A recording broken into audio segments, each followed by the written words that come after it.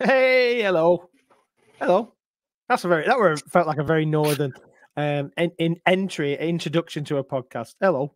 How are you? How goes it, sir? If anybody in the south is listening, or any other part of the world, that's hello, good afternoon, good morning. How is life? All rolled up into one. But yeah, things are good.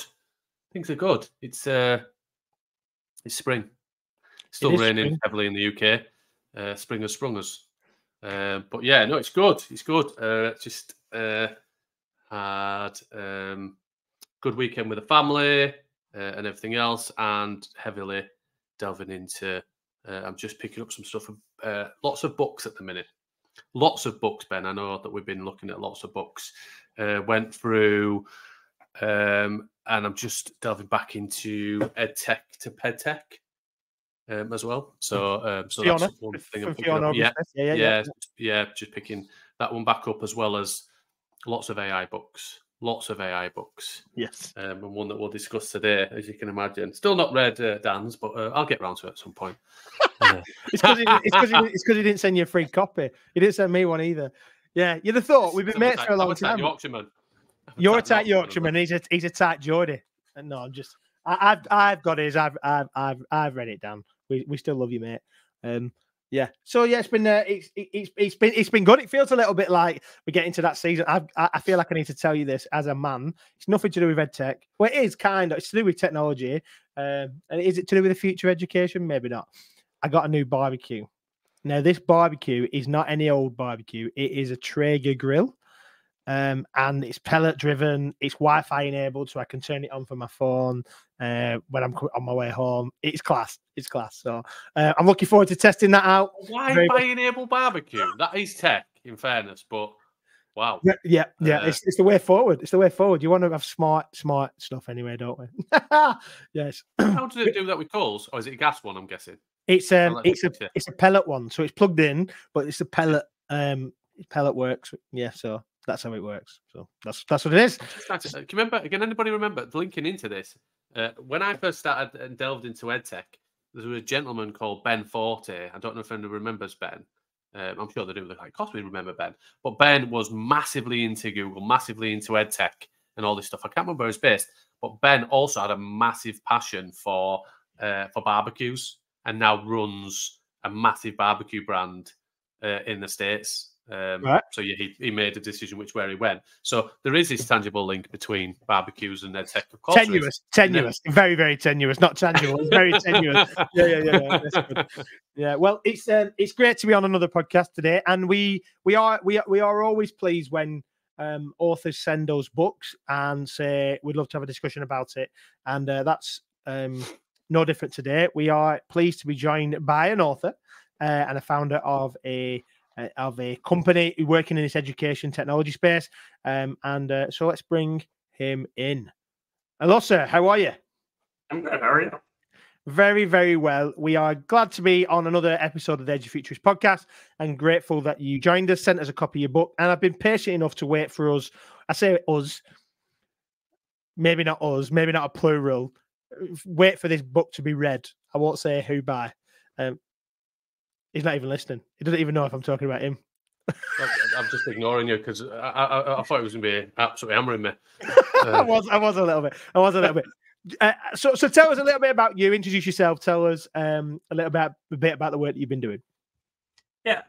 So I work at all kinds of intersections of education and technology, and I've gotten a chance to do that for the last 15 years. I've done everything from build online tutoring solutions to helping institutions transition during the COVID-19 pandemic. But a lot of our work right now is on AI. So we're doing everything from providing professional development workshops to schools, to doing some of the thought leadership on this, thinking about what the next step is for education, and also kind of trying to figure out what are the coolest things we can build with the technology that's coming out. So trying to keep ourselves busy with all aspects of this. Yeah. So you are the CEO of a founder of a tech company, ed tech company, Pedagogy.Cloud. Is that right? That's right. Yeah. That's the organization. And then more broadly have been looking, or more recently have been looking at this world of AI. Give us a little bit of background to you, like where you came from, how you got into this, kind of your passion that sits with that. Yeah. So my first time building an education venture was as a high school student. I kind of worked on. We were trying to figure out a way to bring tutoring to a impoverished area near us. And back in what was that, 2009, we were trying to figure out what the easiest way to do that while scaling it was. And with a bunch of high school students who couldn't drive yet, we decided that some sort of online system was the way to do it. And so that's when I first learned my development skills. So I'm not a professionally trained computer scientist. All of my tech skills were kind of learned as needed for projects. And then my educational path kind of took me through all sorts of different aspects of education. My bachelor's was in philosophy. So we did a lot of thinking about political philosophy at that point, educational justice, and then I did a master's in education policy and management. So a lot of my professional, traditional educational path has been thinking about education at the big level, and then trying to figure out how to bring that as close to possible to reality using the technology skills that exist today. So as we talk, you'll kind of see some background of philosophy come out. You'll see some of the I did a lot of Sanskrit and Latin in college, and so you'll see some of the the linguist nerd come out of me as well. And so we'll kind of have some fun conversations. Just before Steve comes in, this feels like an interesting move. I didn't know anybody else did Latin to a high level other than me. I did Latin to A level and talk about it regularly. And interestingly, I usually say the only thing I remember is amor, massa, mata, marmus, amata, samant, and calculus, sparta. And think to myself, what did I learn that for? So I usually use it in a negative context and say Latin was, I loved it at the time, but do I actually do anything with it? And so, yeah, interesting that you've got into that linguistic space, and also interesting that you study philosophy. I used to teach religious studies and philosophy of religion. So intrigued. Steve, you might want to turn off at this point. We'll just have a conversation. Not that you can't get involved, but we might just talk a little bit about Kant. We might talk some Locke and some Mill and some cool stuff like that. Kierkegaard. Let's see where we go. No, I'm joking. I don't think anybody will listen to the podcast ever again.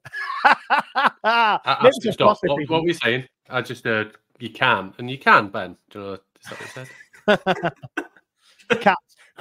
So interestingly about philosophy, for the last few months we've been talking about Schrodinger's cat, and Steve's he keeps mentioning a cat. I don't understand what he's talking about. The cat being in a box or something. Why are we putting cats in boxes? Because basically what we've been talking about is that we don't just record a podcast and it goes out that same day or that same week.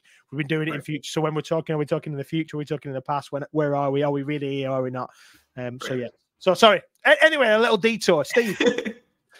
Yeah, I think my take on that snippet was he said, "Oh well, I've not studied it. I've studied this and I've studied this. So my bit is self-taught, or I've done it related to projects."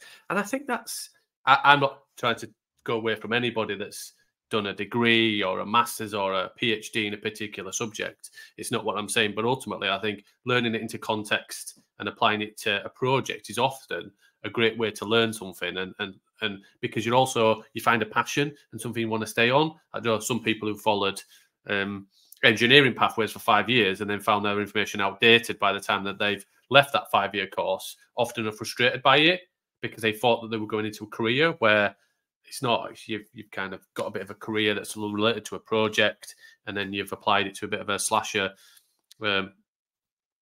kind of side hustle idea, which I absolutely love. So when you were kind of learning those bits of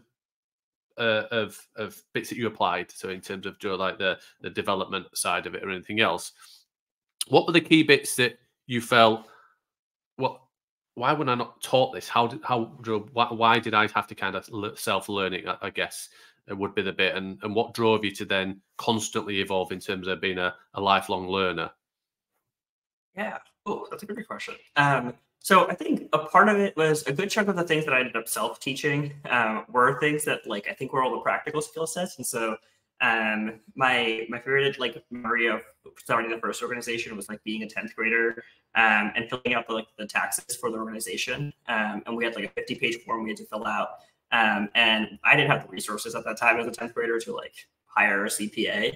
And so I got to spend lots of time on the internet figuring out how to file like nonprofit taxes.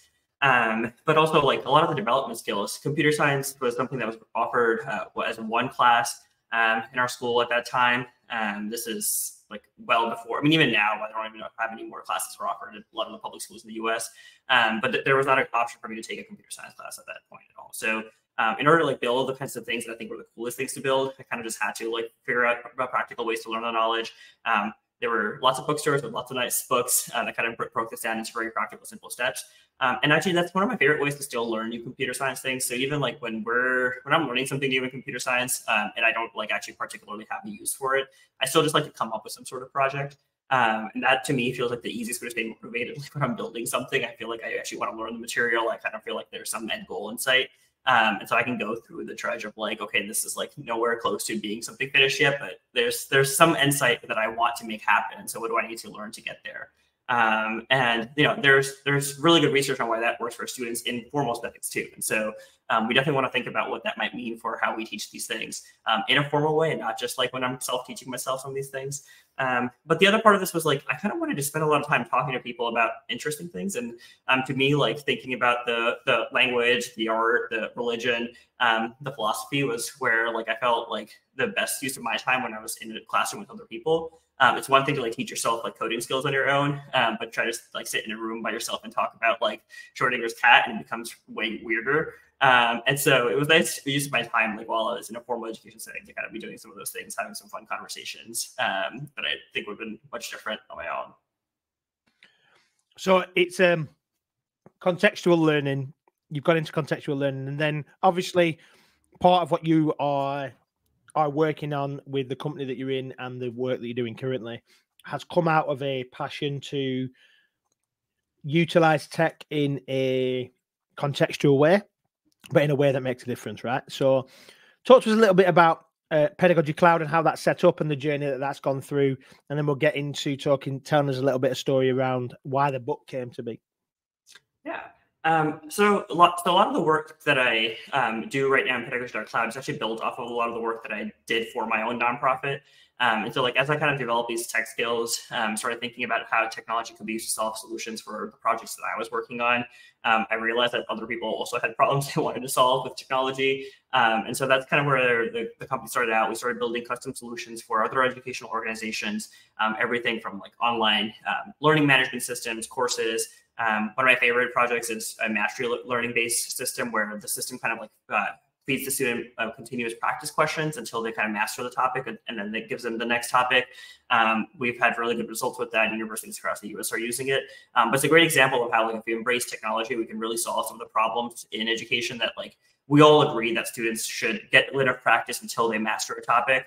But practically in a classroom, like providing a student like hundreds of exercises until they master a particular topic is just not feasible. But technology can make that happen. So they can go home, they can do like XYZ number of exercises until they've mastered a topic and then kind of move on to the next step, which would be the ultimate goal in education, would be that everybody's achieving mastery and not just like, oh, like what have you learned by March 15th? And if not, like you've passed or failed and that's it. So you know, that's where you start to see like the potential for technology to actually kind of like get us where we want to be, but as humans alone, we can't really get our students there. And then a lot of our work kind of shifted during the pandemic to helping all kinds of organizations adapt to like the online space. And so we did everything from work with like small school districts to large public school districts to help them kind of figure out what it meant to transition some of their school activities online. We did everything from host like international debate tournaments, model UN conferences, built out the summer camps online for students and some folks, like some cool features for like an online banking account and things like that to kind of mimic the kinds of things we're doing in person. So, and some of those things folks have decided to keep using in person now. So we still have clients that use some of the work we did then and kind of have innovated to figure out, oh, like these kinds of things that we figured out where students enjoy doing for like the online version of the camp, we get to kind of still do in person. Because it's just much more effective and efficient. So another good example of like how the tech kind of gave us an opportunity to rethink some of the things we were always doing, and found that there were ways to like kind of get students more excited about things. Lately, we're kind of doing figuring out all different ways to figure out how we can have conversations about AI. with all sorts of educational institutions there as well. So some of our like educational institutions that are like nonprofits or universities building research solutions, we work with them to figure out how AI might actually make their solutions that they were already working on better. And so, for example, with that mastery learning client, we're figuring out, oh, like, can AI generate some more exercises for us? Maybe even if it's right now stuff that humans would check first, could help us churn out even more so that we can ensure that students have enough practice exercises for the mastery learning solution. And then we're doing a lot of helping folks kind of figure out what honor policies need to look like in the age of AI for their schools. What does it mean to assign like homework now? Kind of figure out how, oh, like, what does it mean for a teacher to try to use this to streamline some of their work? And I'm hoping we can have some of this conversation today is like the more important thing to me is what does this mean for what we teach our students and how we teach them longer term, right? So there's of course all these short-term implications that we have to navigate, but there's also like lots of things for us to think about in terms of what the 5-year plan for education across the world is. Yeah, and I think that's I was at a conference a couple of weeks ago, and it was the now I think is the people that are struggling with, which is absolutely fine, but it's also that ambition of don't pitch it too high so they can't see it because they're a million miles away from it, but also setting the context of, but you have to have this vision, because if you just focus on how can it improve this one thing that you're currently doing, how can it improve this, as those systems and those processes and all of that really needs to change and has needed to change for a long period of time, as that evolves or completely changes, you could be doing something and you're then going to go, oh, but I used AI or technology to do this thing. That seems like it's obsolete now. And it's like, because you focused on this key element of it that is the now, rather than, you know, what the steps are to and a builder to get to that point. And that could be lesson planning, or I hear it all the time of, you know, cheating in the written variation of assessments, and I'm like, that's absolutely fantastic, but let's be honest, assessment had to change and has had to change for a long period of time. You focusing and saying, oh well, it'll allow students to cheat on an assessment, and I asked a question back to the audience. I said, who's really over the last 5 or 10 years written an assessment process to iron out and reduce that down and remove written assessments down to the norm that it should be, rather than every single medium of assessment? And I think that's the challenge of just going through the mill all of the time helps people survive in education rather than thrive. And I think we just have to really start to think about how we're going to thrive and how we're helping learners thrive. But let's delve into the book a little bit. And you've talked about some of the why and your journey, but give us a bit of an overview in terms of, as the author of it, what's its position, and what's your intended impact of the book, I guess? Yeah, I think you actually kind of answered that for me earlier when you talked about the now and the future, right? And so that's I think where that's where the book came out of was, I think I was at this place of like, oh, like this, a lot of things that I wanted to make happen became possible overnight. This actually shows that the AI was moving much faster than I thought it was moving when the technology initially became public in November of 2022. And so I was sitting there like really giddy, really excited, and trying to figure out, oh, like what can we make happen now? What might be actually like possible in the next 2 to 3 years that wasn't possible before when I was making my like 5-year plans for products. And I was trying to like have conversations with folks about like, oh, like this is a great opportunity for us to rethink some things and some good opportunity for us to use these things in productive ways.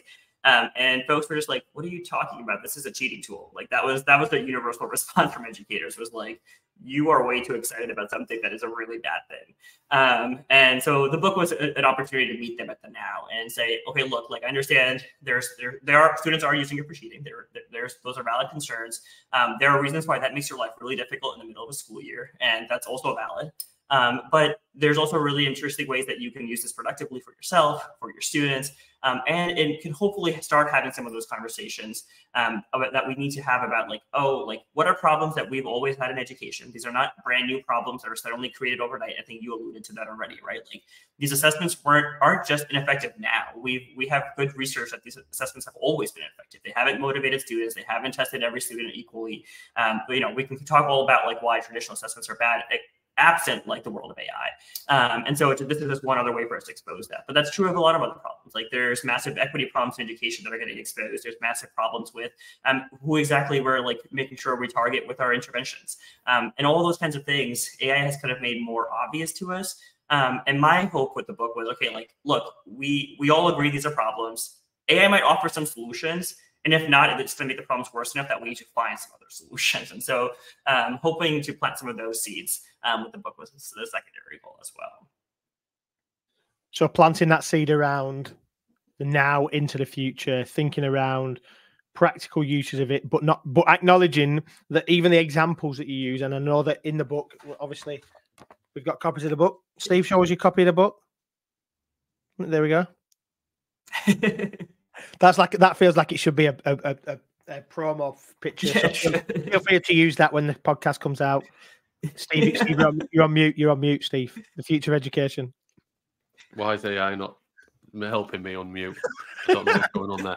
What I was saying is I couldn't take a screenshot because I was holding the book at the same time, and also I'm a man. I can't multitask. Which is often true. So yeah, go on, Ben. But what I was saying is that obviously you've given some prompt examples that you've put into that you know probably by the time it's printed they've got a shelf life, and the fact of the pace of change, and obviously Moore's law and all the stuff that goes with it, everything's moving at a pace that we have got zero control over. It feels like everything's moving so fast. So I think it's really important that the book isn't intended to be this is how you use AI, and this is a one-stop shop. You're not trying to be that. You're trying to set up the conversations that need to be had, and the almost is the philosophy stuff, right?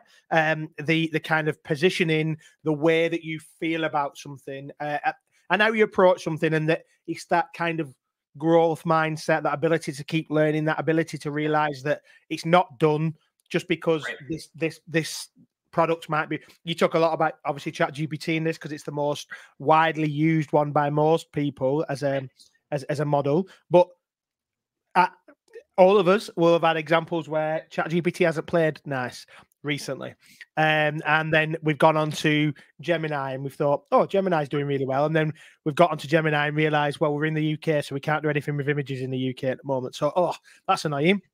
So now we'll play back with ChatGPT again and use DALL-E, or we might go into Perplexity, or we might go into and so it just goes on and on and on and on. So it's not about the tool per se; it's about how we kind of position ourselves around that. Is that right? Yeah, that's right. So, I mean, obviously, one of the other considerations was this was a professionally published book, and so the timeline for getting something out, even like if we talk about a second edition, it's a massive lag. Like I can't, it's not the same pace that like a self-published book will move at. And so one of the considerations we had with the editor was the book needs to kind of be timeless enough to get us through another edition first. And so you'll notice that like even the prompts, they're not really like traditional ChatGPT prompts, right? They're like one-liners, because the goal with those prompts wasn't to like necessarily give a teacher something they can copy and paste and put into ChatGPT and be perfectly functioning. It was, like here's 10 different ways you might think about using any of these tools, whether it be ChatGPT or Perplexity. And here's like ways for you to start that conversation. The preface kind of gives them an idea that like that might not be the only thing you should put in as your prompt, depending on what tool you're using. But hopefully that kind of gets them to think, oh, I didn't even think about the fact that I could ask it to do something like this. And that's true regardless of what tool they use. And so the goal was definitely to kind of help them think through what the potential for the technology was, regardless of what the latest tool is when they pick up the book. Because you're right, like when the book was finished writing versus now, I think about like 6 new models in the mainstream have come out, let alone like any of the open source models or anything like that. But I think the book still has, I think I've so far, I feel like it's still met the burden of time and kept up with the technology. But that the other thing is the gap between where folks are and where the technology is for folks who are using it like proficiently is still huge. And so brand new users of the technology will still need all of this introductory work, even if there's the latest model with like 20 new features out there. Folks still need to kind of like build up to that space. And so we're still hoping to fill that need of helping folks kind of build up to the point where they can actually go and research their own models and figure out the next steps and figure out which model works in their country and which model has the coolest new feature, which can do images and not do images and all that kind of stuff. But you definitely need some basic literacy in the AI space in order to do any of that as well. Yeah, and a lot of it is around like being literate is it's kind of double-pronged word in a sense that literate being literally being able to write prompts or write and manage that from a text-based thing. But I think it's literate as in a level of understanding around how things are working, what things are to be taken on face value, what things you shouldn't take on face value, what things it can do, what things it can't do, Even phrases like prompts. You use the word prompts. A lot of people, unless you're in a tech space, we know what the word prompts mean, but doesn't always translate naturally into an education space or LLMs or whatever it is, hallucinations, like your bias. People have got to have be shown that, right? And I think we will definitely get into the ethical considerations, because I think that will tie itself into the conversation that you have around your not-for-profit that you're already doing. But I wonder where you are thinking the benefit of using AI is, because obviously we'll talk about the challenges and we'll talk about some of the limitations, but what happened November 2022 for most people who were in this, who were early adopters into this space, they were going, this is changing everything. Then when we hit that like trough of disillusionment where we were just like, it does this, but it doesn't quite do this. It doesn't quite unmute my microphone when I've not. It's not real when I should be speaking. Right? It doesn't quite do those things. It's not being intuitive. It's not thinking for me in the same way. Our friend Dan Fitzpatrick, I'll quote him here, and he says about AI, about outsource the doing, not the thinking. And actually, that's what it's doing for us a lot. But so maybe talk to us a little bit about where you think the benefit of AI is going to be in the future of education, or even in the now of education. Yeah. I think the now and the future are still quite a bit apart. And I think it's a good thing. So I think in the now, there's definitely just teacher workload things that are beneficial, right? So there's a lot of work that teachers have to do outside of the classroom that I don't think anybody particularly feels super motivated to do. And so whether it be creating these practice exercises, whether it be creating lesson plans, working on those kinds of things, there is a benefit to a teacher not having to do all those things. Now, is that the most exciting thing for the future of education? Probably not. But is it practical for a real teacher on the ground who has to come up with 5 lesson plans because they're teaching 5 different classes next day? Yeah, it makes a huge difference when you can kind of offload even some percentage of your work, because you're right that it might not fully do 100% exactly what we want it to do all the time yet. But even getting it to that 80% and then kind of being able to do the other 20% yourself makes a huge difference when you're scrambling to figure out how to use your time the most effectively. I'm hoping that teachers are able, so that's step one. It's how can I offload the things that I already have to do and have it do it for me, which I think is exactly Dan's hinting at here. But the other step is also thinking about what couldn't I do before that I might want to do that AI makes possible. I think those are the more exciting conversations that we're starting to have, which is what kinds of assignments was I not able to assign before because it was too much work for me to prepare all the material for it, or to come up with different rubrics for every single different student. And what kinds of things does that AI make possible that now I can implement those things. And so when we talk to teachers who are now excited about, oh, maybe I can solve both the cheating problem and I can actually do this project-based learning activity that I've always wanted to do, but that activity required me to come up with 10 different scenarios for each student. And that kind of work I didn't have time to do for one particular assessment, right? So that's where I'm hoping that we can start thinking, oh, wow, now we can do really complicated things that we've wanted to do that we know actually work well for our students, engages them more in the activities, helps them learn the material better, but wasn't feasible for any one teacher to do for any one class period. And then long term, I'm hoping we can start to see some cooler tools that come out that kind of really push the boundaries here. And so I think getting content to be customized to each student is definitely something that I'm hoping that we see more of, especially as the hallucination rates go down, as we can start trusting some of the systems more and don't need a human. Right now, I would still feel more comfortable if a teacher was checking these materials before they came out. So is it better if a teacher has 100 exercises to check rather than 100 exercises to make? Absolutely. That is light years ahead of where they were 2 years ago.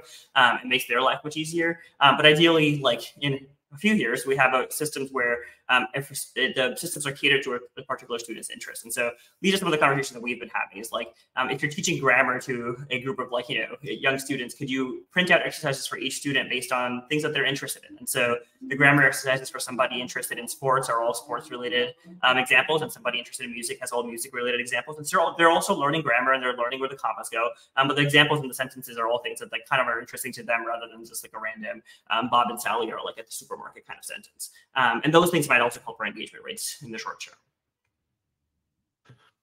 Yeah, and I know we're thinking about that engagement and only thinking about potentially the now, I guess.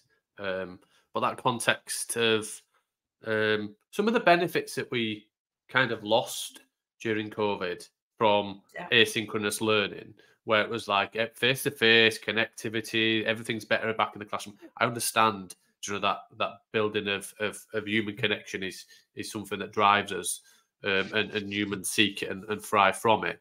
But ultimately, the things that we're missing is we had an opportunity to, through asynchronous learning and through AI, to, like you say, really personalize our experience for the learner, that ultimately, as a teacher, you create as much as you can within the timeframes. Teaching globally is a time-poor profession. There isn't enough time in the day to create everything, and ultimately that stems and stimulates a spillover in terms of what we do on an evening and a weekend. But ultimately, it gives the ownership and the power back to those learners to then say, this information has been given in this context to me. I want to receive it in this way, so they can then start to be empowered to then think, okay, what does that look like in my context in terms of this bit of knowledge? Can you create, I want to watch a video on it. I don't think a video exists. So based on this text prompt, can you create a short video for me? Or can you do it? And I saw Dan do this actually a couple of weeks. Could you sing this in a song to me in the style of Johnny Cash and Barbie Girl and all of those kind of things that we'll find all over YouTube? But ultimately, it's that bringing the fun element, but also bringing the learner to where they want to be. And I think and we're talking in the 90s here when I was going through my learning experience, but it was one methodology. And I'm not saying all learning is like this. The teacher created it. It was given to you, and we were empty vessels ready for filling. And literally, I didn't want to learn that way. And I think this empowers students to then give them their autonomy to say, I want to learn it in this way. And also, that video or that bit of context that's been given, it's an hour. I don't have an hour right now because I want to go out and play my bike. So can you just break that down into 4 chunks for me in the best way possible? I'll learn it now, go out on my bike, come back in after tea, 15 minutes. And then it starts to break it down and pause it. And all of those bits, I don't think that's new, but this really helps the students and the learning focus on their learning and how they want to learn it, rather than actually how the teacher wants to drive the learning experience for them. So yeah, have you seen in the US that AI has started to drive that change forward, or do you still see that it's a struggle to try and help to get the understanding of just basics of teacher training on AI tools as they develop and evolve? Yeah, I think there's a split definitely between the K-12 and the higher ed space in terms of the comfort level with something like that as well. So I think the K-12 level is still figuring out, like, how do we deal with AI detection and plagiarism? And I think that's because there's just like a bunch of assignments that became obsolete overnight, and some folks are still dealing with the shock of that, I think, about 2 years later. And reasonably so, when everything you've done for the last 2 decades suddenly becomes obsolete, is kind of shocking. But then I think that the other problem is folks are still pretty wary about bringing technology directly to students officially through the school system. And I think that's legitimate. I think it's valid. And I think we want to make sure that whatever technologies they are bringing in front, either they're doing it as an AI literacy moment and oh, we're going to play with this tool, but it's not exactly supposed to replace your other instruction yet because we're not sure it's always going to be accurate. And that's how we've seen some of these tools be brought in. It's maybe you can go use ChatGPT to do something for your assignment, but always remember you fact check everything because it can hallucinate. And those kind of conversations are important for the students because they're going to be using these tools anyways. And so that's a great opportunity for them to start playing around with it. The higher ed space, we've been seeing a lot more folks kind of figure out how they can use this in productive ways on their own. It's the kinds of things you were talking about, Steve, are exactly the kinds of things I think some college students are trying, where they're able to put in this paper they have to read and kind of have it break it down into language that's not super academic and kind of inaccessible to them, or ask them come up with 10 questions for them to review the paper, even though they're not actually they're studying for a Socratic dialogue the next day in their classroom. And they kind of just want to have the ChatGPT or Claude or whatever come up with a bunch of questions for them to kind of prep for that Socratic dialogue. And so this is where I'm hoping that we'll start to see. I think we'll see some of the individual student usage of how can I use this most effectively to learn this material. Probably more at the higher ed level still, because those are the students who will have access to it. Those are the students who will be encouraged to use it. And then there are the students who will also have to do a lot of work outside of the classroom on their own before they show up to classroom to demonstrate knowledge. And so now I'm hoping we can start seeing some examples of what might be effective at a younger level from that. And so there might be lessons we can learn from how assessments are redone in the college setting, or how assessments have always been done in the college setting, where a lot of work happened independently outside of the classroom. Students kind of figure out how best they'll learn. They're responsible for it, and maybe there should be more guidance on how they can do that. But at the end of the day, like, a student was responsible for showing up for the exam, prepared whatever way they can. And we kind of handhold a lot more at the K-12 level, and for good reason. But maybe there's room for us to start giving some more options for that space. And some of the examples that you cited about, like, maybe if you don't really want to like read this paragraph from your textbook today, you can feed it into the system and it'll create a video for you, or it'll create like a gamified version of it for you. Or maybe it'll create a VR, AR experience for you, right? Like, those are all kinds of things that aren't too far off. Maybe they're not easily accessible right like now today, but those aren't like, decades away. No, they're definitely not decades away. And obviously, as we're recording this, Sora have just released their second version of the text-to-video, which are just insane, right? And I know that we don't have that access to that. Every person's got access to that universally. But what that means is relatively significant. And I know, interestingly, I had an Audible subscription for a long time. I listen to podcasts, crazy amount of podcasts. I've got 4 podcasts that I listen to. Every episode that ever comes out, I listen to them. So probably 4. I listen to 4 or 5 podcasts a week. But I read a lot. But I tried Audible, and I haven't been able to get it to land for me, right? So it sounds really silly, but being able to listen to a podcast for 3 hours is fine. But listening to a audiobook for that same length of time, or split up over time, I don't feel like it goes in. But a book goes in if I read it, a physical one. I've tried Kindle, can't do it. So it's interesting knowing that I definitely learn better by a physical book than I would do from an audible book. But I also know that I learn really well from watching something. But I can't just watch, right? I have a little toy that I'm always messing around with because of other things. And interestingly, that space makes me acknowledge that the one-size-fits-all model is obviously we say on the podcast quite a lot. One-size-fits-all actually means one-size-fits-none, because nobody is the general rule. There's always outliers. There's always a curve. So my whole conversation about that personalization is not just about like, we've got to create the brand new thing for every young person, which is not necessarily what personalization means from an AI perspective. Personalization is that they are going to need to learn X to be able to move to Y, to be able to move into their next level of learning. And yes, there should be some autonomy and choice into what they learn, but realistically, there's lots of learning science that's gone on for a long time that says these are foundational things that you are going to need to be able to understand, to be able to do these other bits. Not everything is foundational or constructivist at all, but what it will do from personalization is about how you access that medium and what medium you use for that, and then how you digest it. So like Steve's saying there, break it up into 4 chunks for me is probably better for some people, whereas others of us, like, give me an hour and I'll do an hour. And it's like, and that's a better way to work, right? It's that personalization that works on that level. Yeah.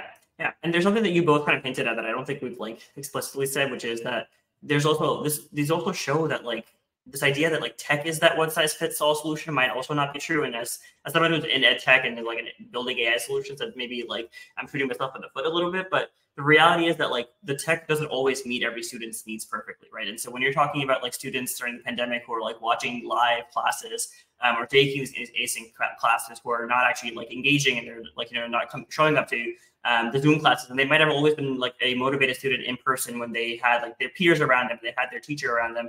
That should say something about like the fact that everything isn't just a one-to-one translation. So how can I make this into a tech solution?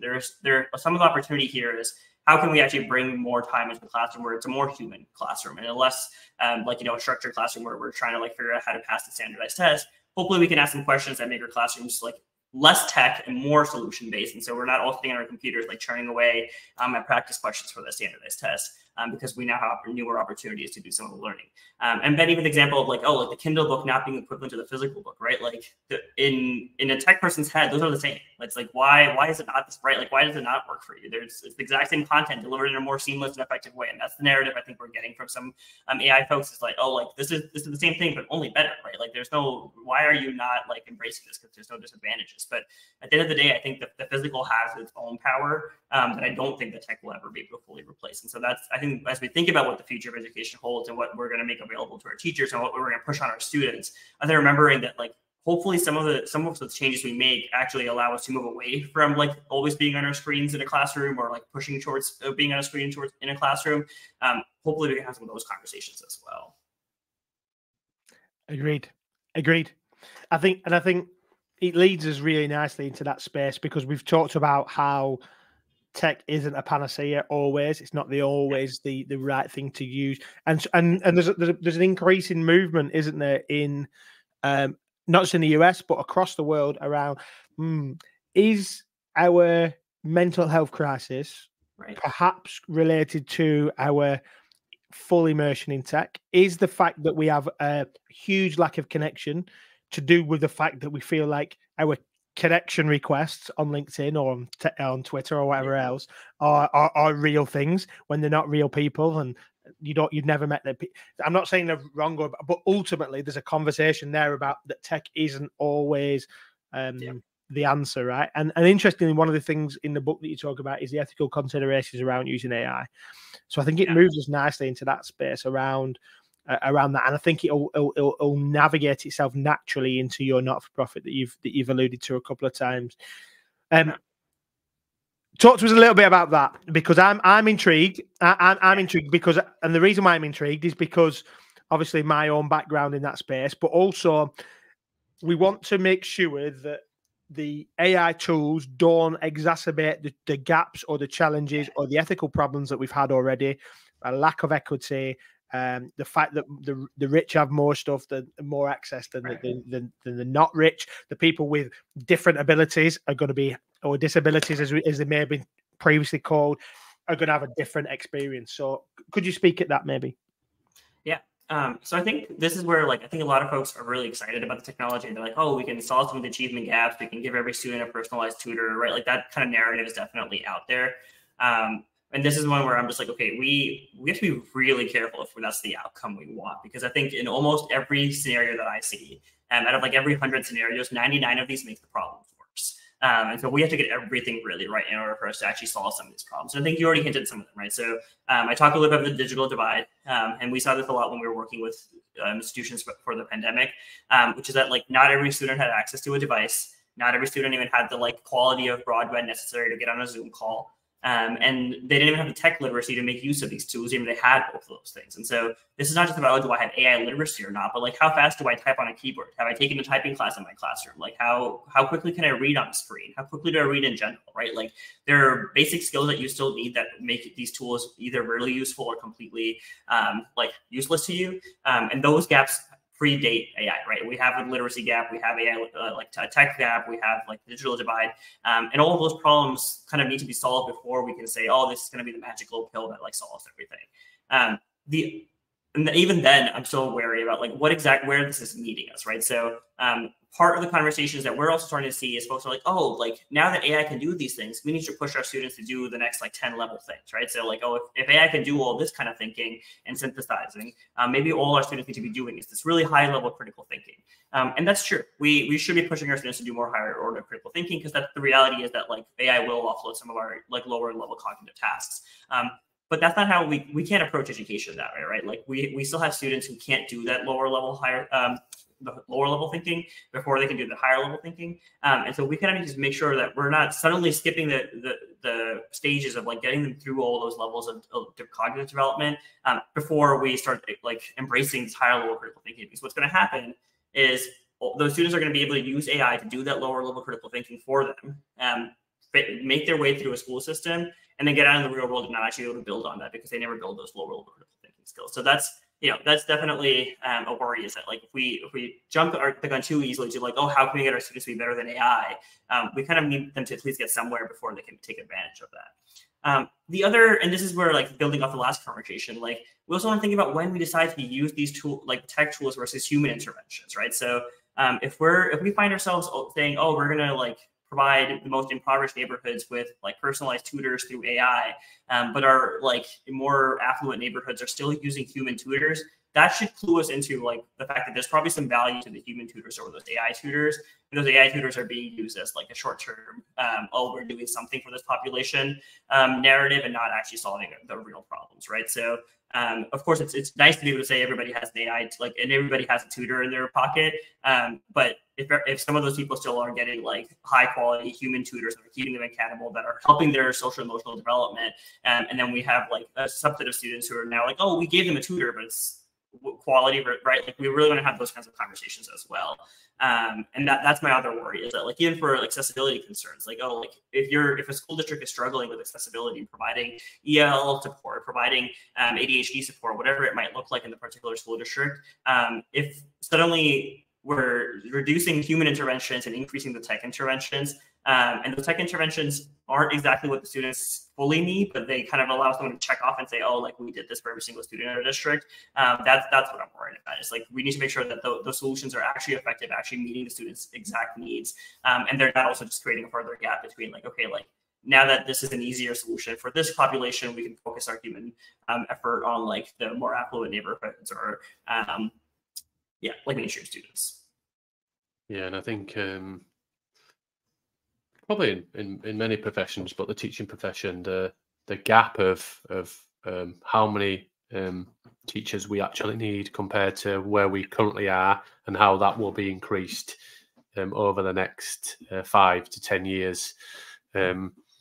Maybe this will fill some of the gaps, managed, so human been always the touch point, but managing some of the AI and utilizing some of the AI tools to help increase and expand the reach, to make sure that some of those educator and some of those education systems that really are still in their infancy across the world, where it's very raw and it's very not as developed. But ultimately, I think at the same point as well, we have to have a realization of why do we have a massive number of educators leaving the system. Right. Is it the fact that most careers and more other professions will allow you to have a bit of a hybrid, so you can mix between both, and you can be a bit of a part-time teacher and you can do this and you can do, but ultimately teaching is a profession where if you work 2 days, you're not really working 2 days. You're working well beyond that. It's not something where you can be this and this and this. It's a real challenge for anybody. It's a part-time teacher listening. I'd be interested to hear your stories and some of the ways that you've been led.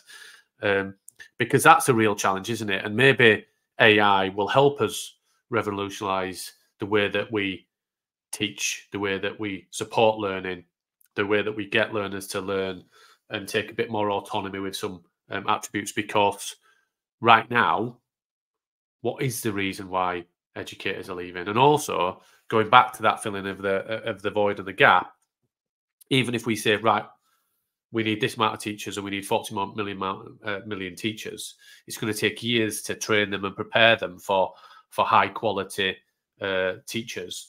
So there is a gap there. And I've seen this in other professions like radiography, where they're using AD, and it's different, don't get me wrong, Joe, they're using AI to analyze X-rays because they have a shortage in a 5-year development plan for radiographers, to then say, and that an AI is starting to identify probably 99% accuracy in terms of those X-rays, where then the human doctors can come in and just check off that work has been done on used number, and the human doctor is then coming in and saying, I agree, and it's a 5-minute task rather than a half an hour task for each one, and linking into the NHS in the UK, a lot of processes have caused lots of times delays. If you visit A&E, and I don't know what it's like in the US, if you visit accident and emergency, you'll be there a while. So how can AI be utilised to speed up some of those processes? And I think that's where I see it. I think transition to a new way of teaching and a new way of learning. I think filling the gaps, but also creating something very, very different. The exciting bit is we're still going into buildings to sit there and watch a video or listen to somebody speak for a long period of time, and have been for decades and centuries. How can we change that so ultimately learning doesn't become an institution? It's actually about a process. And yes, the human element is in that space, but that bit is around connectivity and doing something different. But my fear, like with anything, is COVID gave us a real opportunity. We had a real differentiation where we had to do things very, very differently for a period of time, but we quickly fell back globally in many contexts to just the way that we were, because people want to remain in that status quo. So how do you feel about that in terms of your journey and the work that you've done around the book and your ambition of where you see it going? I guess big questions, but where do you see lots of big questions. But I think just like starting with the teacher burnout, like shortage crisis, I think thinking about like, and this is where I think conversations that I would have with like a group of teachers versus the conversation we're having today that's high level are very different. Because if I'm in a room with teachers, I am helping them see, oh, like this might actually make your life easier in this way or that way. Here's how you can use it to do some of the things that you're doing. But at the larger level, we need to still like have the conversations that this isn't like suddenly making the teacher's life so easy that we don't need as many teachers, right? Like that my worry is that like the narrative around like, oh, this is going to solve the teacher burnout crisis means that policymakers aren't having conversations about, oh, like what other things do we need to change besides give them an AI tool that will prevent the mass exodus of teachers from the teaching profession, right? Like that is not going to solve our problem. Like the problem isn't that every teacher needs ChatGPT in their pocket and suddenly we're going to have like an abundance of teachers across the world. There's massive other problems that we need to solve in order to actually make this sustainable as a career. And when we have more and more of the conversations about like, oh, the AI tutor can do this, the AI thing can do this, I'm worried that policymakers are going to take those opportunities to think that that problem doesn't exist anymore because now AI can fill that need. And so we definitely, I think the exact kind of conversation that you're having right now, that like, this is, at the end of the day, this is going to be about like, how can we get more humans in front of more students in more human-like environments without the like, let's sit here and watch a video together. A teacher who is burnt out is more likely to have to like sit there and watch a video with their whole classroom. But if we can solve some of these other problems, we might actually give them an opportunity to like sit there and have a more dynamic classroom activity. And that I hope the AI can get us to. But at the end of the day, we still need that teacher in a small classroom with very few, right? Like it can't be a classroom of 100 students, which I think, again, like I think some folks with dollar signs in front of their like decision-making apparatus are thinking these might be some of the benefits long-term. But I think the reality is that will do a disservice to our students. Steve, you're gonna have to ask me what I'm like. There were multiple different things you brought up. I want to make sure that I hit some. You did. I think it's just the whole thing of why the different relationships in terms of what it will create, and where it will take us, I guess. So I suppose the bit, and we go on to the quick fire questions as we come towards the end. But my bit is, out of all of these tech things that you've come across, and I don't think AI is just a tool. I think AI is a real differentiator because it's not just one thing that does one thing, and there are different medians and different examples within it. But I'd be interested whether that's a short thing or a long answer in regards to why do you think AI now will help really transition us to a different future in education, rather than one that we were currently on the path to.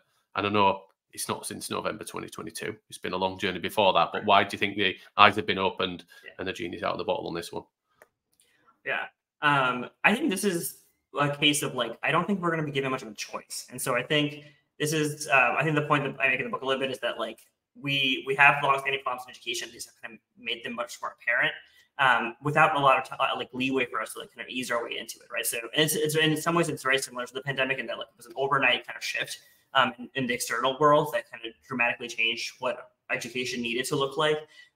Except it's much worse because things are still moving, right? Like the pandemic had plateaued at some point. Like we were all home with our computers, and like we kind of had like 2 years or 3 years, whatever it was, across the world, to kind of just like be dealing with a stagnant change in education. This has like been a massive interruption, and that's continuously creating new interruptions. And so I don't think we're going to be given much of a choice to have to rethink the future, because I think our students will ask for it. I think the career world is going to like look very different for folks. And so I think we're going to start to see that like whatever, even if we can get through another school year doing everything we've been always doing, that's going to start to become really obsolete really quickly.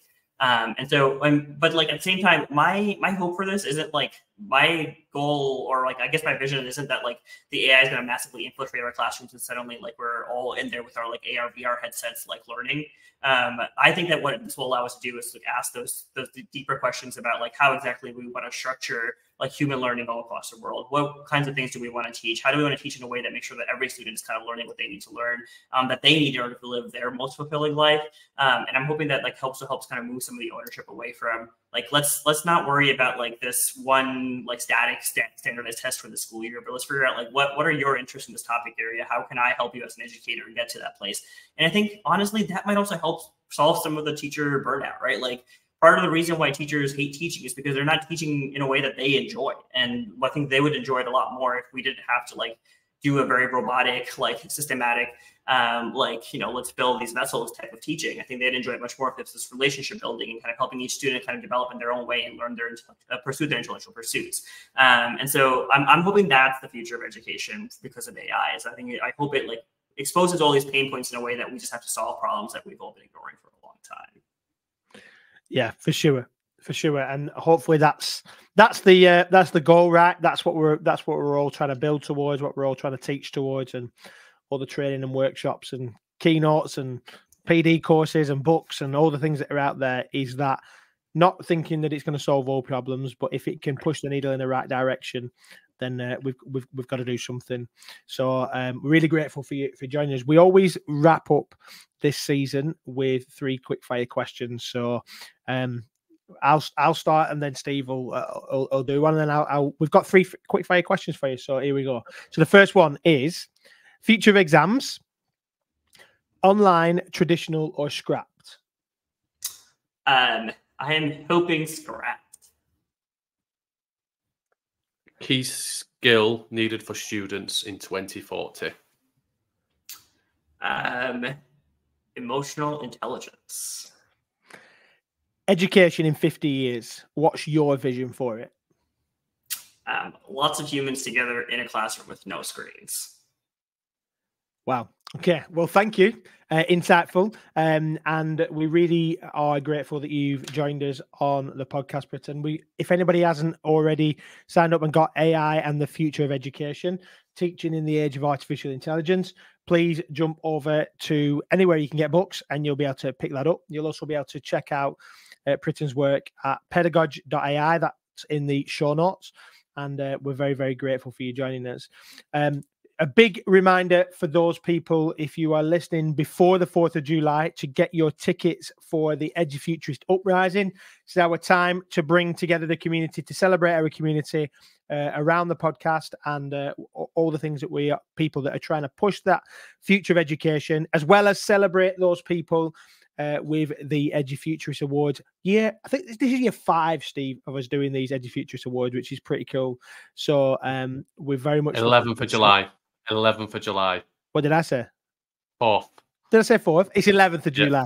Don't listen to me. Don't come on 4th. It's not on. 11th of July. You can come. You'll be queuing outside. You know, like it's like one of these big gigs where people are queuing to see I don't know, Taylor Swift. Something like that. A week before it happens, but yeah, you can come on the 4th, but you'll be waiting for a week before we open the doors. But if you're that excited, that's absolutely fine. Let us know if you're there. We'll bring some food and some drink for you. But the 11th of July is exciting times. Lots of sponsors and everybody get involved now. So yeah, thanks a lot for coming. Thank you for having me.